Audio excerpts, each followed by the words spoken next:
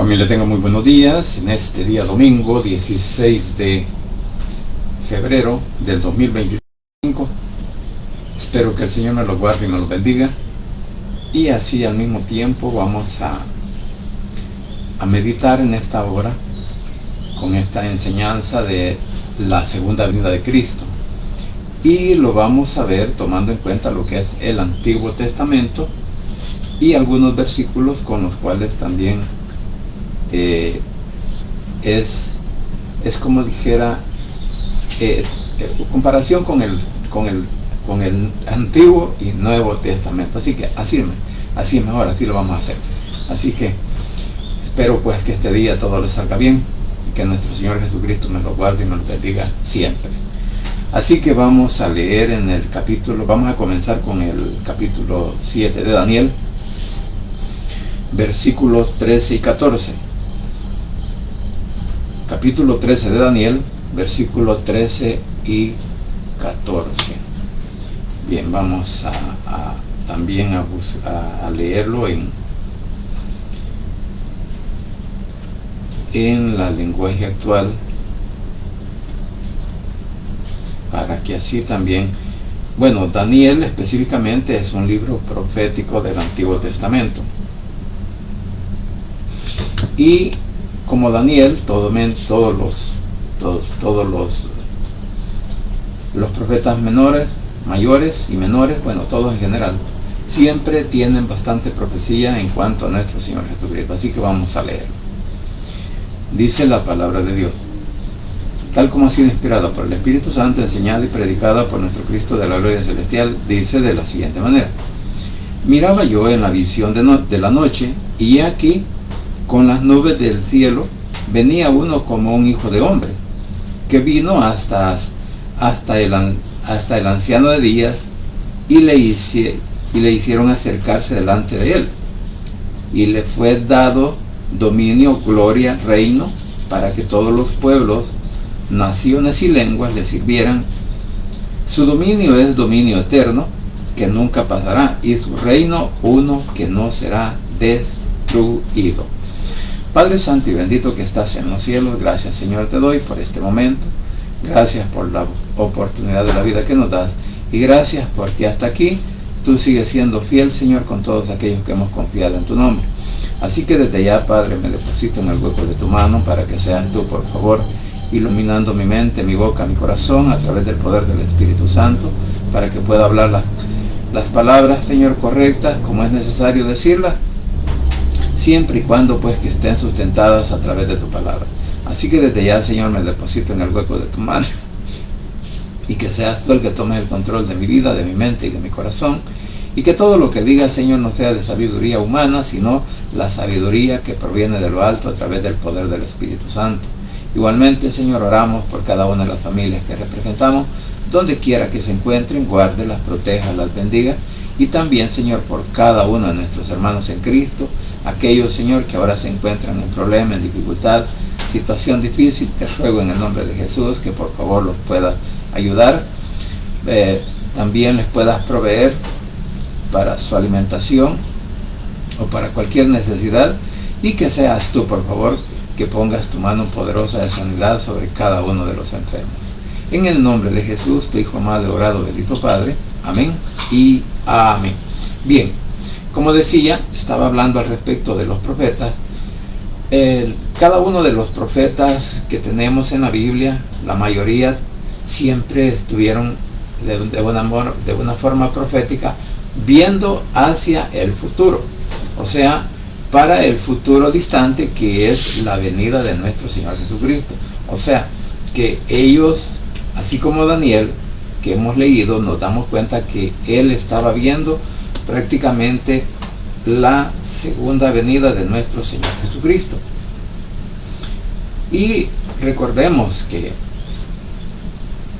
que ninguno de ellos también vio la iglesia, sino que vio lo que estaba sucediendo, como para decir, es el último tiempo del mundo, o sea, ya para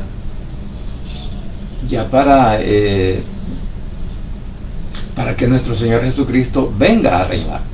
Entonces, cada uno de los profetas que vieron estas visiones al mismo tiempo, pues nos podemos dar cuenta que, por ejemplo, Isaías profetizó la venida de nuestro Señor Jesucristo, o sea, cuando Él vino como siervo, traía la salvación. Asimismo, otros profetas como Jeremías, Isaías, Daniel, los profetas menores, igualmente vieron el tiempo final, cuando nuestro Señor Jesucristo viene a reinar y a tomar posesión en el reino milenial. Por eso, cuando dice esta palabra, en la versión actual dice: mientras yo miraba todo esto, dice, un hombre apareció entre las nubes y se le acercó al anciano, y éste recibió honra y poder para reinar sobre todo el mundo. Pude ver que lo obedecían todos los pueblos y naciones. Su poder será siempre el mismo y nunca tendrá fin. Su reino jamás de Nabucodonosor, en donde aparecían prácticamente las 5 naciones, o los imperios de aquel tiempo, empezando por Babilonia, bueno, de hecho Egipto, Babilonia, los medos persas, los romanos, los griegos y aún los asirios. Entonces, estos imperios todos tenían pues una figura, y esa figura la identificaba como cada uno de los imperios que vinieron o estuvieron en ese momento, incluso conquistaron a Israel. O sea que todos estos imperios tuvieron algo que ver, y allí también encontramos los tipos de anticristo. Entonces, como es Nabucodonosor, también el rey de Faraón, el de Egipto, aún el rey Nirud, que aparece en Romanos capítulo 10, igual pues todos los imperios, y especialmente el romano, que todos los imperios tienen una característica del anticristo.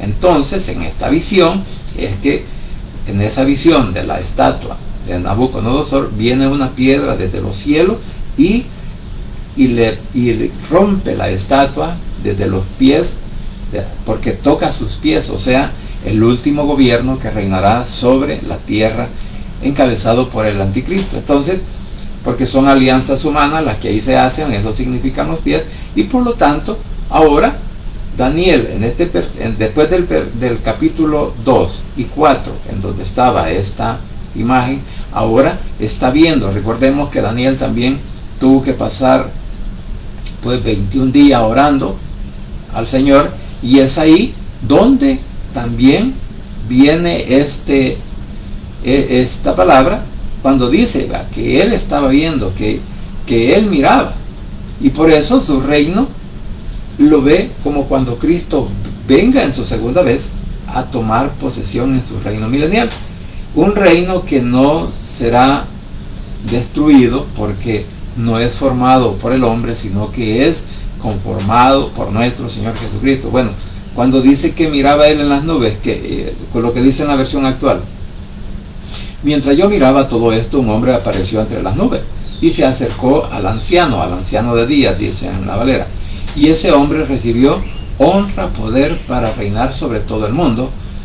Pude ver que lo obedecían todos los pueblos y naciones. Cuando dice que recibió, este hombre recibió honra, poder para reinar sobre todo el mundo. Ahí estamos hablando de la coronación de nuestro Señor Jesucristo en el cielo, para reinar sobre el mundo en ese momento, sobre todas las naciones, incluso aquellas que están ahora en contra del Evangelio, en contra de nuestro Señor Jesucristo, y especialmente en contra de su pueblo. Entonces, ahí, como repito, esta es la visión que comienza con Daniel capítulo 7, versículo 13 y 14, anunciando la segunda venida de nuestro Señor Jesucristo.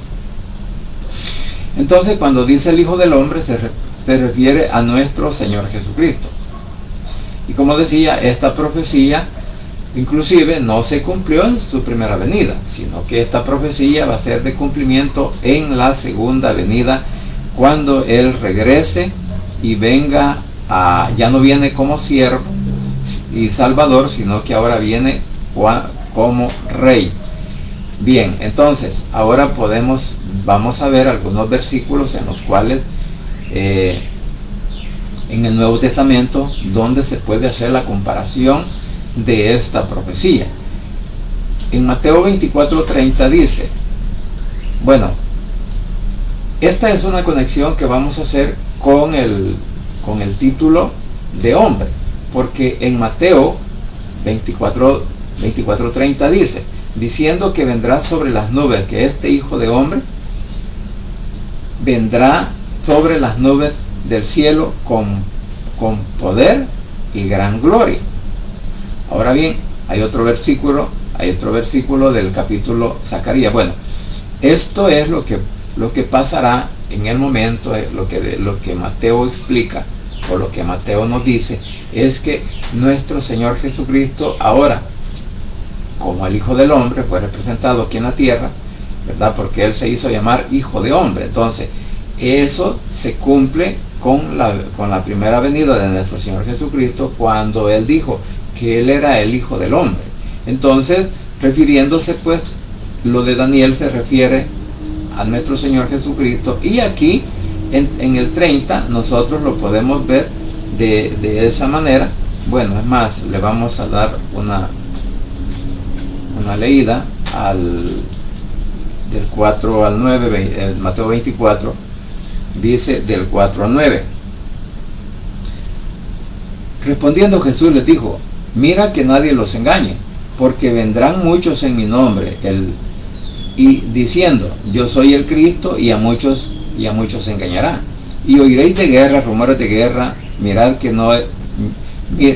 no se turben, porque es necesario que todo esto acontezca, pero aún no es el fin, porque se levantará nación contra nación, reino contra reino, y habrá pestes, hambres, terremotos en diferentes lugares, y todo esto será principio de dolores.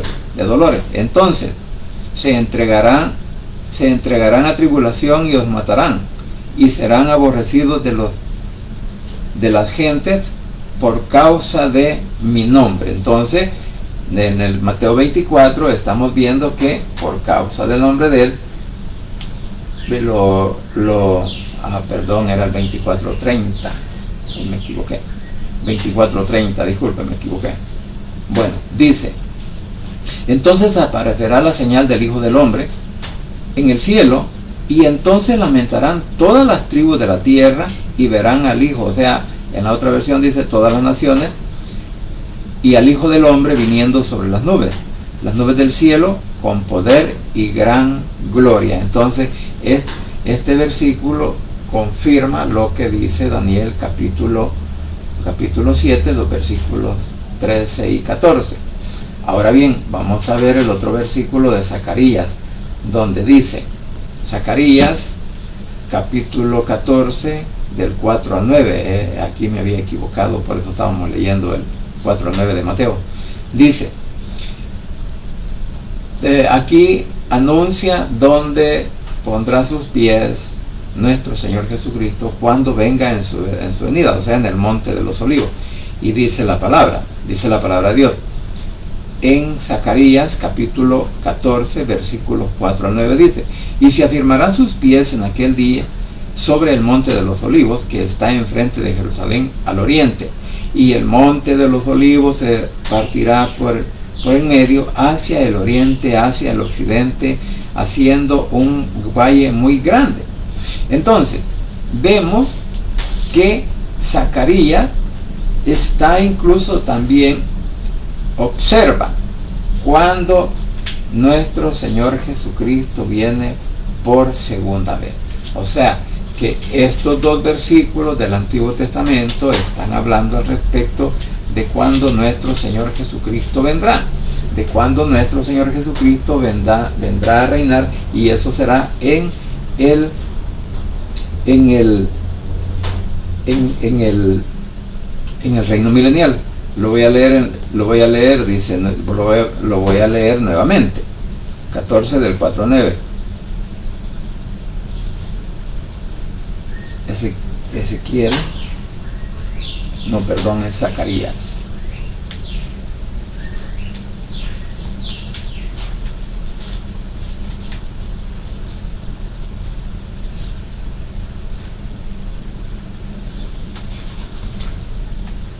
Zacarías capítulo 14 es lo que estábamos leyendo,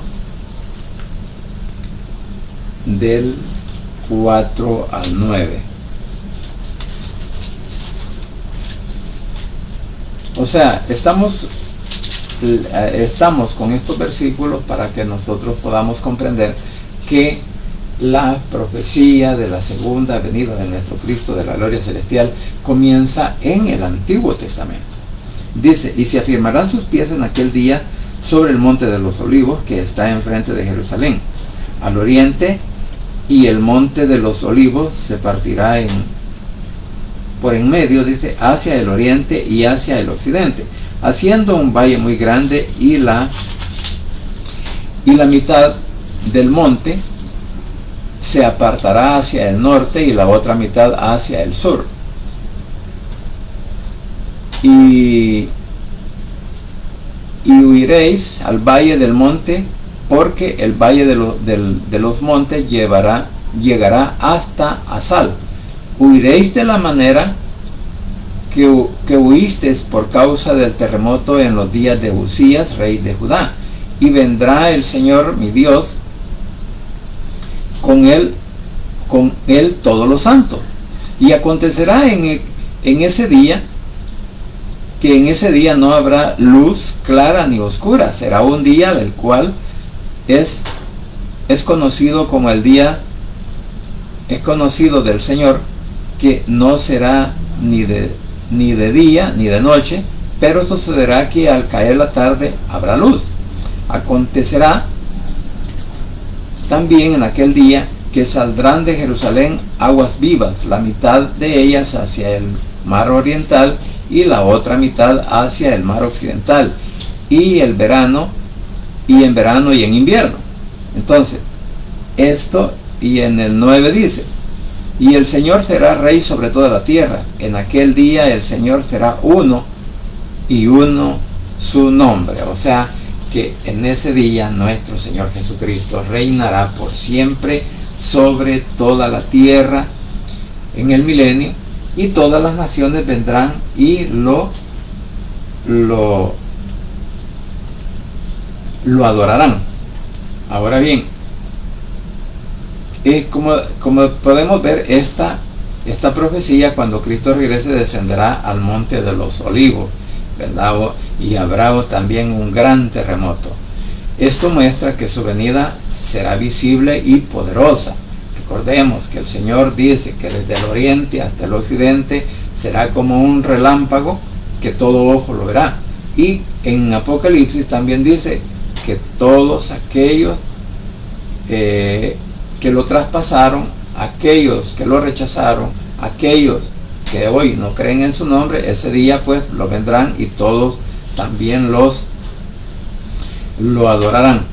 Por eso en los versículos del 5 al 9 se describe cómo el Señor reinará sobre toda la tierra. Entonces, este versículo también tiene conexión con el libro de los Hechos, capítulo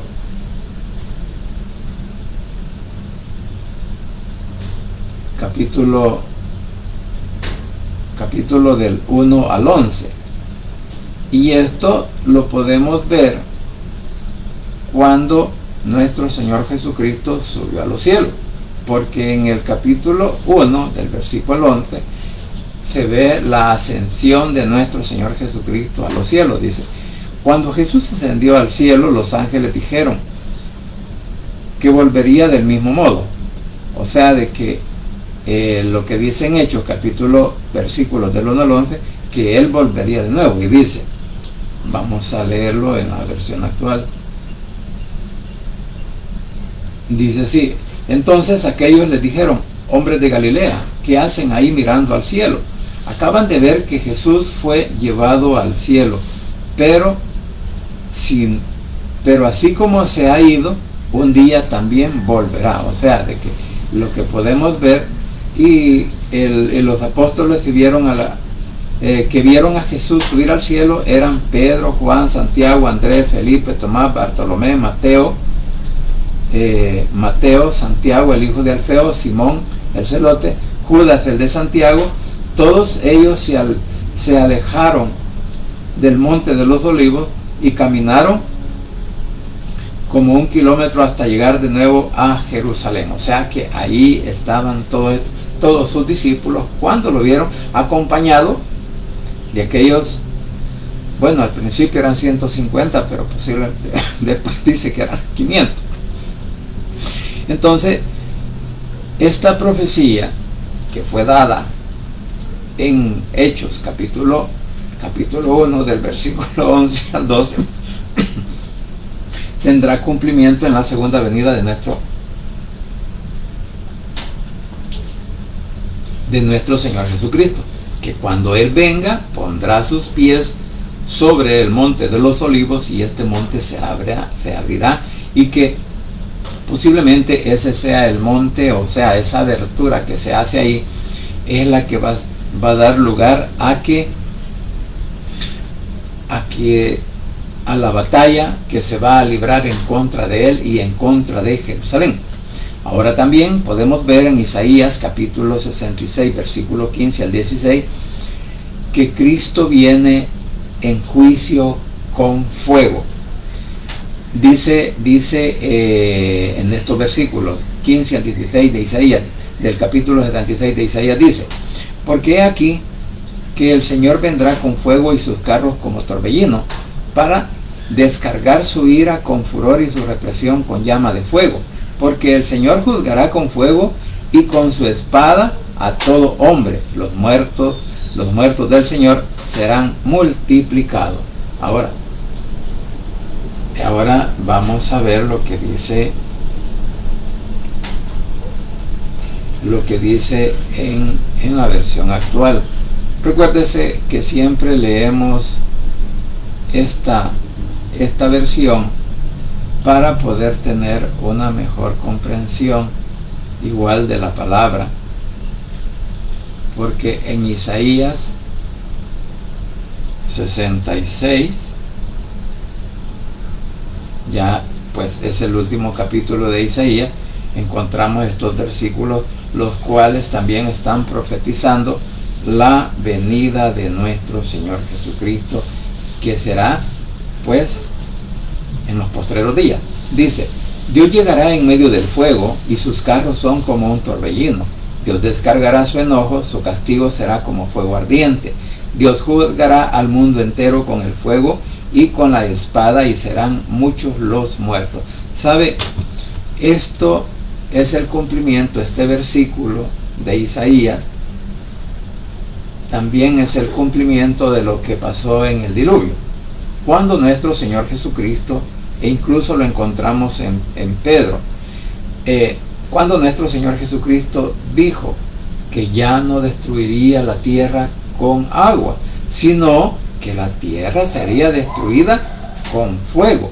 Y esto, como dije, es el cumplimiento que tendrá de esos versículos del Antiguo Testamento, los tendrá en la gran tribulación, y todos estos juicios están descritos en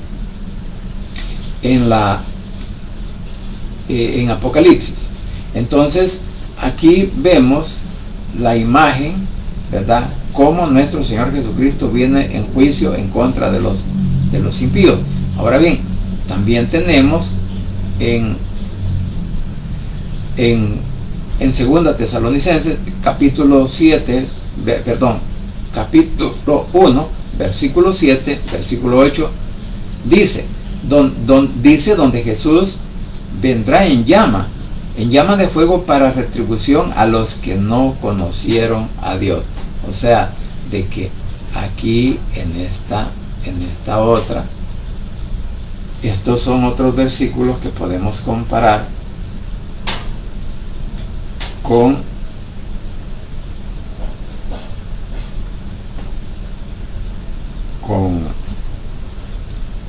otros versículos que podemos comparar lo que está sucediendo en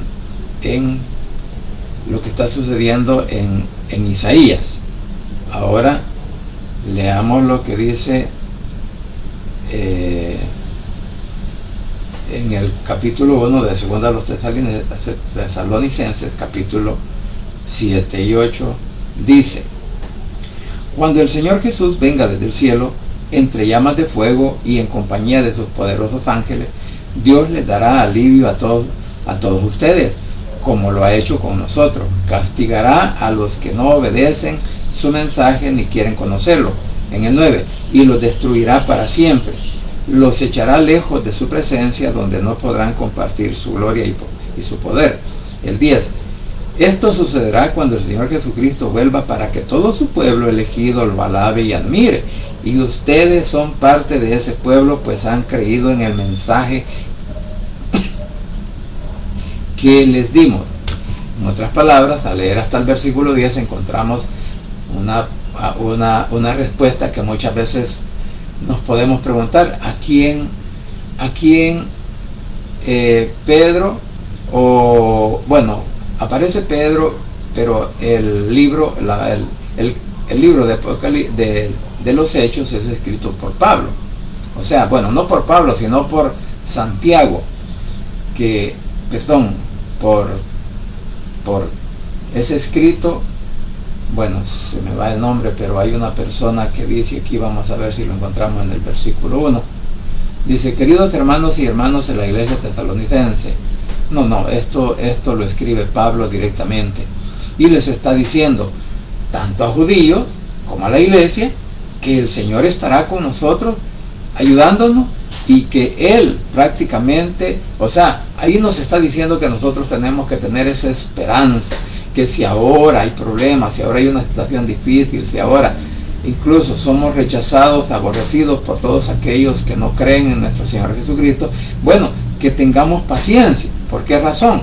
Porque en ese día el Señor librará tanto al pueblo de Israel, porque la verdad, el pueblo de Israel va a ser el más afligido, el más oprimido, el pueblo de Israel que está a punto de ser destruido. Entonces, ahora viene nuestro Señor Jesucristo en gloria, viene a juzgar y a destruir a todos sus enemigos.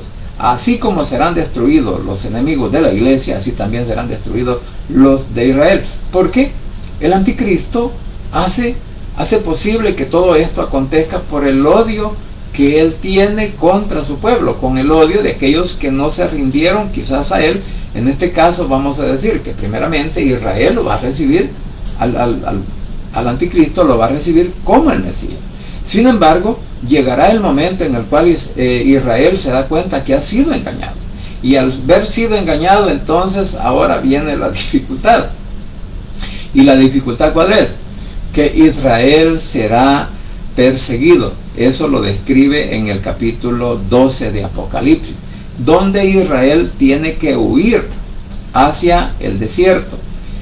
Se cree que va a huir hacia a Petra, un lugar fortificado, un lugar lleno de piedra, en donde ahí hubo también en aquel entonces pueblos viviendo, y que supuestamente allí es donde Israel va a ir a ser guardado por 3 años y medio, cuando comience la gran persecución contra Israel y contra todos aquellos. O sea, esto va a suceder cuando el anticristo se siente en el templo de Dios, después de que, porque él dará la orden que este tercer templo se construya. O sea, no la orden, sino que la va a ratificar, ¿verdad?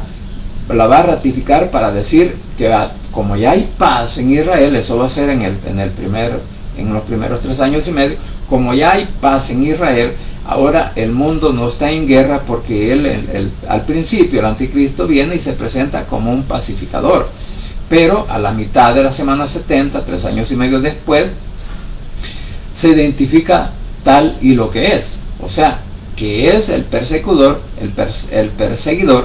de Israel, el perseguidor de de la iglesia, bueno, la iglesia ya no estará, sin embargo, habrán muchas personas que van a creer en nuestro Señor Jesucristo aún en ese tiempo, y por no dejarse marcar o dejarse poner lo que es la marca de los 3 seises, entonces serán encarcelados y muchos van a ser decapitados. Entonces, esto podemos verlo también, que una conexión que nuestro Señor Jesucristo, estábamos viendo el versículo de Tesalonicenses, capítulo 2, capítulo 2 Tesalonicenses, capítulo 1, versículos del 7 y leíamos hasta el 10, en donde el Señor vendrá pues a destruir a cada uno de los enemigos. También podemos conectarnos con lo que es con Apocalipsis capítulo 11, versículo del 19 al 16, perdón, es que como dice que es el Rey de Reyes y Señor de Señores, ¿verdad? Entonces, en el capítulo 19 de Apocalipsis, versículos del 11 al 16, dice, y los, perdón, 19, sí, 19, 10, 19, 16.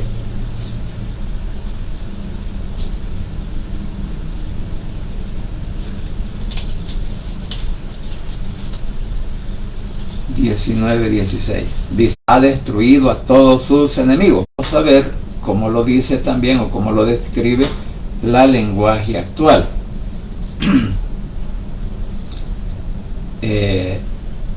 Dice, o sea, aquí estamos hablando de la victoria de nuestro Señor Jesucristo, que tendrá en esa última batalla contra el enemigo, donde lo derrotará y lo mandará a donde, al lago de fuego. Entonces vi el cielo abierto, y allí estaba un caballo blanco. El que lo montaba se llamaba Fiel y Verdadero, porque era justo cuando gobernaba o cuando iba a la guerra. Sus ojos parecían llamas de fuego. Llevaba muchas coronas en su cabeza y tenía escrito un nombre que solo él conocía. Estaba vestido con ropa teñida de sangre, y su nombre era el Mensajero de Dios. Los ejércitos del cielo, vestidos de lino fino, blanco y limpio, le seguían montados en caballo blanco. De su boca salía una espada afilada que representa su mensaje poderoso. Con esa espada conquista a todos los países, los gobernará con fuerza, y él mismo exprimirá las uvas para sacar el vino que representa el terrible enojo del Dios poderoso. En su manto y sobre el muslo lleva escrito este título: el Rey más poderoso de todo el universo. O sea, que aquí la versión actual lo describe como el Rey más poderoso de todo el universo. O sea, ¿por qué razón? Porque nuestro Señor Jesucristo recibe poder sobre la tierra, poder sobre las aguas, poder sobre el cielo, y aún de lo que hay debajo de la tierra. O sea que el Señor recibe un poder completo que le da nuestro Padre Celestial para que Él pueda gobernar, para que Él pueda reinar, para que Él pueda, en otras palabras, destruir incluso a todos los enemigos. Porque recordemos que todo el poder lo va a recibir de nuestro Padre Celestial, y Él será el único Rey en todo el mundo, en toda la tierra. Y esto también nosotros deberíamos de sentirnos orgullosos de ser hijos de Dios.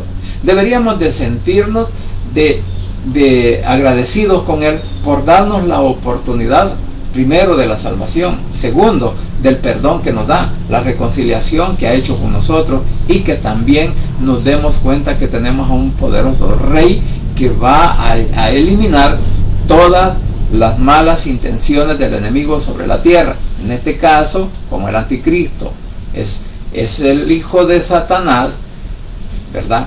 Él, el anticristo, y el falso profeta inicialmente serán lanzados al lago de fuego, y en el milenio el diablo estará encadenado en el pozo profundo de la oscuridad, y que al final del tiempo este será desatado para que engañe incluso a las nuevas generaciones que nacieron en el milenio, porque van a haber personas humanas que van a ingresar al milenio que no participan de la guerra contra Israel, Y decía, mi pensamiento, decía que posiblemente sean ancianos, niños y jóvenes que todavía no estaban en edad para ir a la guerra. Entonces, estas personas son las que van a pasar, así como cuando nosotros nos dijeron el año 2000, decía, ¿verdad? Mucha gente decía, va a ser el fin del mundo.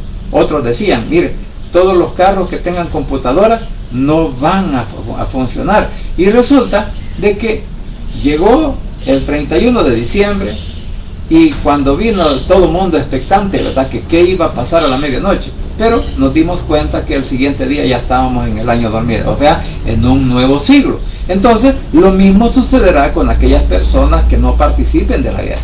Entonces, estas personas, como no están en el ejército, como no fueron a luchar en contra de Israel, ¿verdad?, ni de nuestro Señor Jesucristo, estas son las personas que tendrán que pasar al milenio, y estas personas van a tener hijos, van a procrear hijos. Y entonces, porque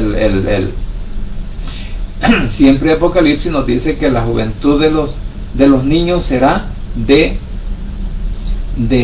100 años.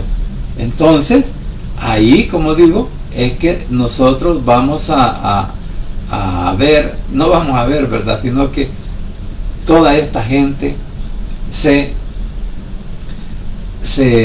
salvará, no por haber creído en nuestro Señor Jesucristo, sino por no haber participado en la guerra. Como dije, esto es mi pensamiento, así lo veo yo. Ahora,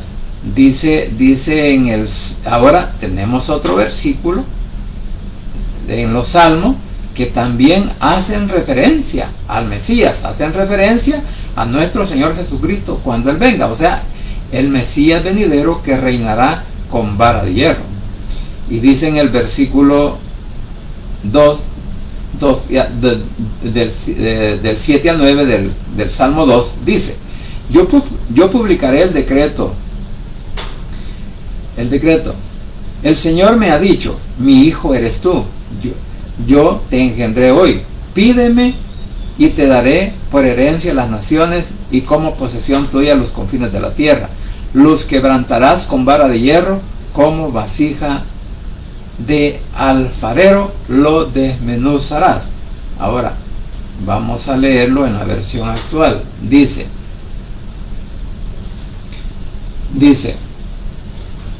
porque, vamos a leerlo desde el 1. ¿Por qué se rebelan contra Dios las naciones y los pueblos? ¿Por qué estudian la manera de luchar contra Él y contra su rey? Inútiles son los planes y los reyes de este mundo. O sea, aquí este salmo también nos está diciendo lo que va a ocurrir allá antes de llegar, o sea, en la semana 70, de cómo el anticristo será el dirigente, la bestia que dirige ese reino, el último reino sobre la tierra. Es dirigido por el anticristo y es catalogado como una bestia. Pues todos los reinos tienen un animal que lo simboliza y es una bestia. Entonces, por eso dice, ¿por qué se rebelan contra Dios las naciones y los pueblos? ¿Por qué estudian la manera de luchar contra Él y contra su rey? O sea, contra su rey es nuestro Señor Jesucristo. Inútiles son los planes de los reyes de este mundo. O sea, que es una inutilidad que el hombre esté pensando en destruir a nuestro Señor Jesucristo. Mire, Israel no ha sido destruido durante siglos. La iglesia tampoco ha sido destruida desde su formación, o sea, desde antes, cuando la iglesia fue perseguida, cuando la iglesia primitiva fue perseguida por todos los líderes romanos y religiosos. En realidad la iglesia no la pudieron exterminar y es que ha llegado hasta ahora para nosotros. Entonces, ahora en el Salmo 2, el Señor nos dice a través de su palabra que los pensamientos humanos, que los deseos humanos son una inutilidad para Él en cuanto al Evangelio y en cuanto a la nación de Israel. Dice, quieren acabar con su poder, quieren librarse de su dominio, pero Dios desde su trono se ríe y se burla de ellos, como quien dice, ignorantes, ¿verdad? O cualquier otra razón puede ser, porque si Él se burla de ellos, porque sabe que no los puede destruir, sino que al contrario ellos serán los destruidos. Entonces dice, pero Dios desde su trono se ríe y se burla de ellos. Luego se enoja y los reprende y se enfurece y los asusta, como lo que pasó allá en la Torre de Babel, en donde hizo cambiar, quitó el entendimiento del lenguaje que tenía, y ahora eran destruidos prácticamente con viento. O sea, que cuando se enojó el Señor y dijo, no, estos están determinados a hacer esta torre porque estaban determinados a llegar al cielo. Y ese es un símbolo cuando el hombre quiere ganar la salvación por medio de sus obras y no por medio de nuestro Señor Jesucristo con el poder del Evangelio. Entonces, por eso dice, los amenaza diciendo, yo elegí al rey que gobernará desde el monte de Sión, que es mi montaña santa. O sea, que en otras palabras lo que está diciendo, que él ha elegido Jerusalén, él ha elegido el monte de los olivos, él ha elegido esa nación como su morada celestial. Y luego dice, voy a dar a conocer lo que Dios ha decidido. Él me dijo, tú eres mi hijo, desde hoy soy tu padre. Pídeme lo que quieras, te daré como herencia a las naciones, todo el mundo será tuyo. Gobernarás a las naciones con mano de hierro, las destrozarás como olla de barro. Bueno, o sea, como el alfarero cuando destruye su obra, ¿verdad? Que no le pareció, la destruye y luego pues la vuelve a formar. Entonces, eso mismo sucederá con nuestro Señor Jesucristo, y esto, mis queridos hermanos, es para que tú y yo nos alegremos que tenemos a un Cristo y a un Rey de poder, y que nos librará de todo ataque del enemigo. Por eso, hoy en día, en este momento, en cualquier situación o circunstancia que estemos pasando, mire, tratemos la manera, no es fácil, porque no es fácil, tratemos la manera de guardar la calma. Tratemos la manera de empaparnos más de lo que nuestro Señor Jesucristo nos está diciendo, que nos empapemos para que también nosotros tengamos ese conocimiento de que nuestro Señor Jesucristo al final destruirá al enemigo, ¿sabe? Y cuando Él nos llame a su presencia, si el motivo es nuestra salud para estar en esa difícil situación, alegrémonos, hermanos. En aquel día ya no va a haber llanto, ya no va a haber dolor, ya no va a haber enfermedad, ya no va a haber nada que nos oprima. ¿Por qué? Porque vamos a estar en la presencia del Rey de Reyes y Señor de Señores, como lo hemos leído. Entonces nos vamos a dar cuenta, mis queridos hermanos, que en realidad esto que ahora hemos leído, tanto del Antiguo Testamento como del Nuevo Testamento, nos da la seguridad de que nuestro Señor Jesucristo siempre tiene la victoria, que nuestro Señor Jesucristo es el único que nos puede ayudar y es el único que nos va a llevar hasta su presencia. No hay, y que no hay otra manera, no hay otra manera de poder decir de que podemos llegar al cielo. No hay otra manera, solamente es a través de nuestro Señor Jesucristo y nadie más. O sea, que nuestro Cristo de la gloria celestial es el único que nos puede llevar a la gloria eterna. Él es el único que nos va a llevar a esa patria celestial, y es el único que nos podrá traer de nuevo a formar parte con su reino. ¿Por qué razón? Porque también dice, está la promesa de que la iglesia también gobernará con nuestro Señor Jesucristo, o reinará con Él en el milenio. O sea, que todas estas cosas que ahora hemos leído, que todas estas cosas que ahora hemos leído y hemos aprendido de lo que sucederá, que a pesar de que van a haber situaciones difíciles, porque lo que es la batalla, la guerra final se acerca. Si bien es cierto, la iglesia tendrá que pasar por algún momento de aflicción. Bueno, de hecho, desde el principio de la guerra de la iglesia primitiva, la iglesia ha pasado por situaciones difíciles. Y ahora la situación difícil que la iglesia pueda estar pasando es la cuestión de la apostasía. ¿Por qué muchas veces no se están predicando las enseñanzas proféticas cuando se acerca la venida del Señor.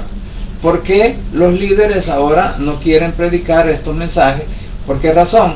Porque creen que son mensajes muy crueles, son mensajes muy duros, son mensajes que al fin y al cabo lo que hacen es asustar a la gente. Entonces, cuando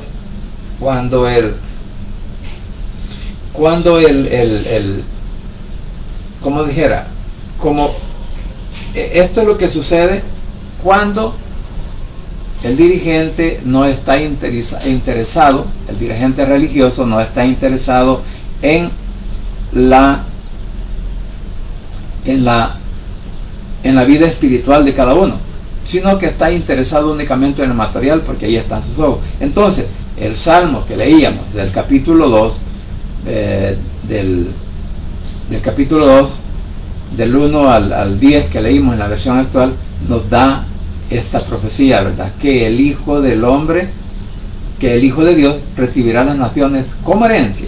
Además de eso, que su gobierno será un gobierno justo, será un gobierno en donde no permitirá que nada ni nadie intervenga en sus ordenanzas, en su ley, en sus mandamientos.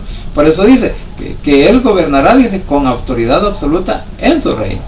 Entonces también podemos entender que esta profecía no se cumplió, tampoco se cumplió en su primera venida, sino que esta se va a cumplir en la segunda venida. Y podemos leer, el último versículo que vamos a leer es de Apocalipsis capítulo 15. Apocalipsis capítulo 15. Capítulo 15, versículo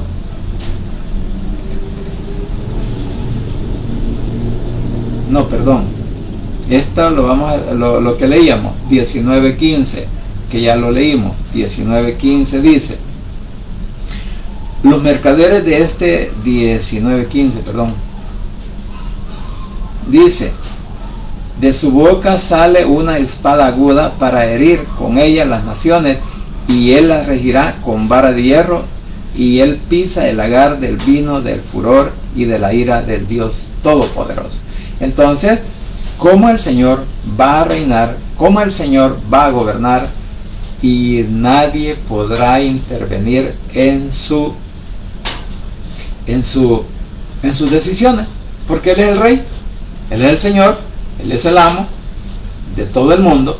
Y en ese momento, cada uno de aquellos que pasaron de la tribulación, de la gran tribulación al milenio, bueno, son las naciones que dicen que vendrán a adorar y darle honra y gloria a nuestro Cristo de la gloria celestial. Así que, mis queridos hermanos, espero de que esto pues incluso nos pueda ayudar para inquietar nuestras mentes, nuestros corazones, o para poder procurar nosotros también aprender de la palabra y darnos cuenta qué es lo que viene en el futuro, qué es lo que pasará cuando comience la semana 70, y qué es lo que pasará cuando nuestro Señor Jesucristo se manifieste, que venga con esa gran gloria, con ese gran poder sobre las nubes, y venga y se pare en el monte de los olivos, y que esa montaña, que no es muy grande, ¿verdad? Esa montaña se va a abrir en dos partes y va a formar un gran valle